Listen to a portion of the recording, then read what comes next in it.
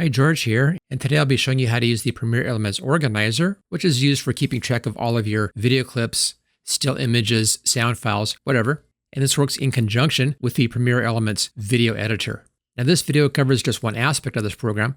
If you want to learn the whole program, all about how to use the organizer and all about how to use the Premiere Elements Video Editor, I have a complete training course for that. I'll put a link for that at the top of the description. And remember that the organizer works with both the photo editor, that's the Photoshop Elements, and the video editor, that's Premiere Elements. So we'll launch the organizer right here, click on this button, and there we are. And I have a few sample videos up here. Now, when you open up the organizer and you're seeing images or videos or whatever up across the top up here, let me just show some images as well, like that. There we go. When you're seeing content up in here, this content is in what's called a catalog. You can have one or more catalogs, and you automatically begin with one catalog. Importing content into your catalog is an easy process. That's right up here. It says import. Click on that. You can import from files and folders, from your camera or your card reader, from scanner. This really doesn't matter for working with video. And in bulk, you'll find these same options right up here under the file menu and get photos and videos. Same thing right there.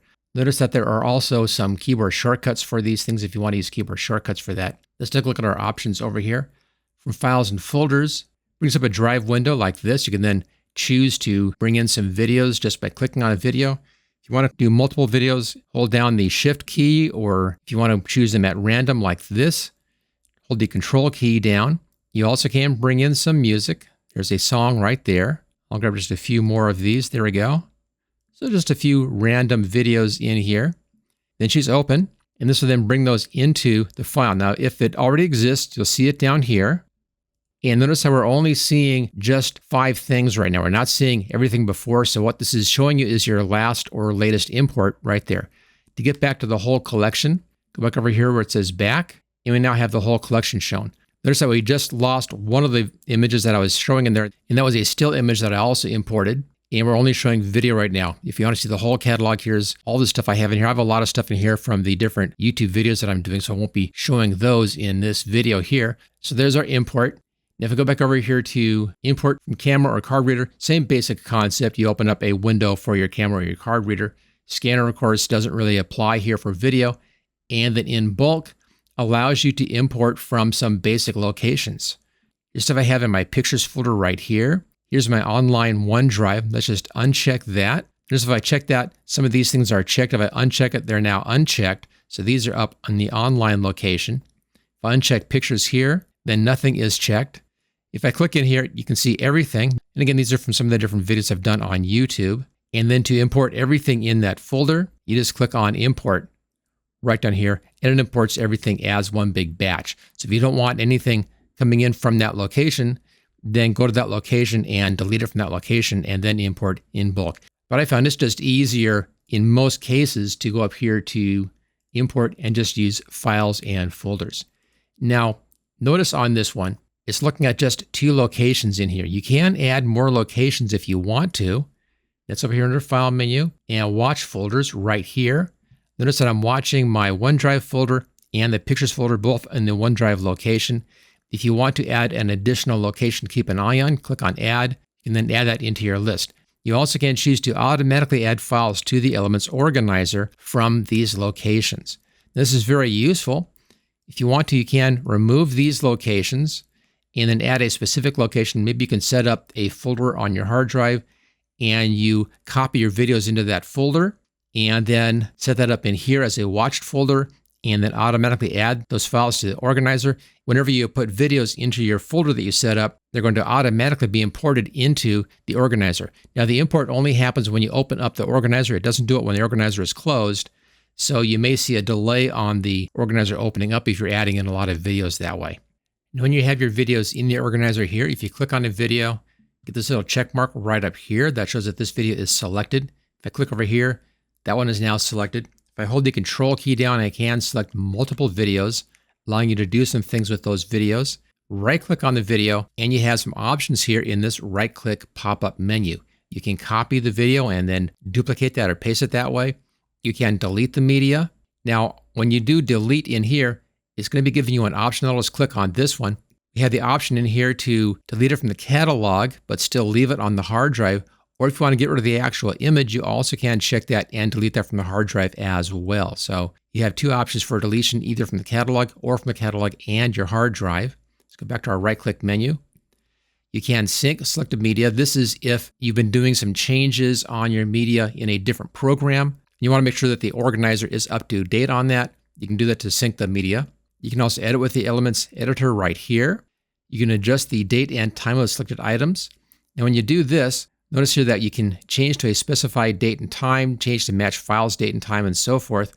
Now, this is just a virtual date time change. It doesn't change the actual stamped in date or time of when the video was made. So you can't change that, but you can change what's displayed right up here. Sometimes that's useful if you are going maybe changing to a different time zone, something like that. You want to have it just display the right time zone. You can do that right in there. You right-click again. You can add captions to your items. If there are existing captions, you can add existing captions.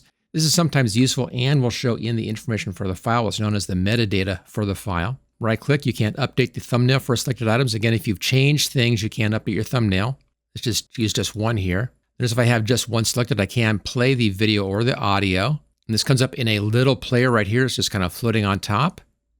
Choose the play button right down there. We'll just play this bit of video. There we go, to somebody swimming in here. Looks like it's in the Bahamas, possibly. You'll close that. Right-click again. You can give this a rating, either no rating, which is a default, or several stars here, 1 to 5. Put a 5-star rating on your favorite images or favorite videos. And then up here you can narrow down or search just for that number of stars. You can hide or show images or videos in here, just to, again, to help clean things out. If your image has a person or your video has a person in it, you can add that person to your persons list. If the image was tagged with a smart tag, you can remove some smart tags. Now, smart tags are placed in here automatically by Premiere Elements when you import. Now, this one grabbed beach, sea, ocean, water, scuba, and diving. That all matches. Actually, scuba doesn't match. He's not wearing any scuba tank on this one. So I could click on and remove scuba from that list. There we go. And this allows you elsewhere in the program to search for images that include these smart tags. You can also place your own tags on images and on videos. You can see that down here we have remove keyword tag, remove from album. Again, we'll be talking about that a little later.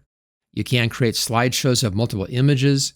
You can go to the folder containing this image, and you can show file info. Let's go to our folder, click on that.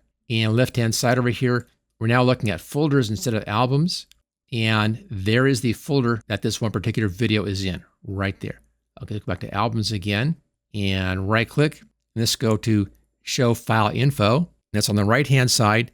Now, if you hover your mouse right over that edge, get this kind of a double arrow thing, you can use that to drag this open further and see more information, to see it a bit better. And in here, you get some basic information. Here's the name of the file, for instance. If we put a caption in there, it would be showing right here. You can add in notes if you want to. If we added a rating, you'd see it right here. You can also put in a rating right here if you want to. Let's give this one a 4. There we go, 4-star rating. There's that location again, so we can see where that is. This has no audio in it. There's also metadata, some basic information about the video. You can check history when some things have been happening on this image, just history of what has been done with the file. And down below, you can put in here custom keyword tags. And we have more tags over here that we can be working with. For instance, we have nature, color, photography, other, imported keyword tags, people tags, place tags, event tags. And you can use these again to search for different videos inside of a large collection of videos. So these can be very, very useful. Over here on the left-hand side, we have albums and folders. Folders are folders on your hard drive.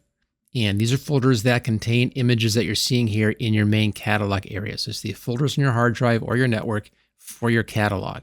For instance, if I go here into Pixabay Video, these are all the video images. If I go here into projects, I have this one image here in projects. Go into graphics, I have this image in graphics. Let's go back to all media again. There we go. So it's showing you the actual locations of where these images are stored. Next to that, we have albums, and this can be used to create virtual folders where you can store things based upon different aspects in your imagery or inside of your videos. Let's say I want to make one that just has images that contain beaches in them. Let's make a new folder over here. Click on that plus sign. It gives you a new album. Right-hand side, let's give this one a name. I'll just call it beach. You can put this into a different category, but since this is our first one, it's going to be a top-level category. You can then drag and drop media over here into this bin, like take this one here, just drag it like that, puts it into this bin. Let's choose OK. and it now pops over here. And there's that image. Notice that I haven't removed this. Go over here to Folders and All Media. This hasn't been removed from this location. It's just added over here also into the beach location. So you can use this again as a virtual folder.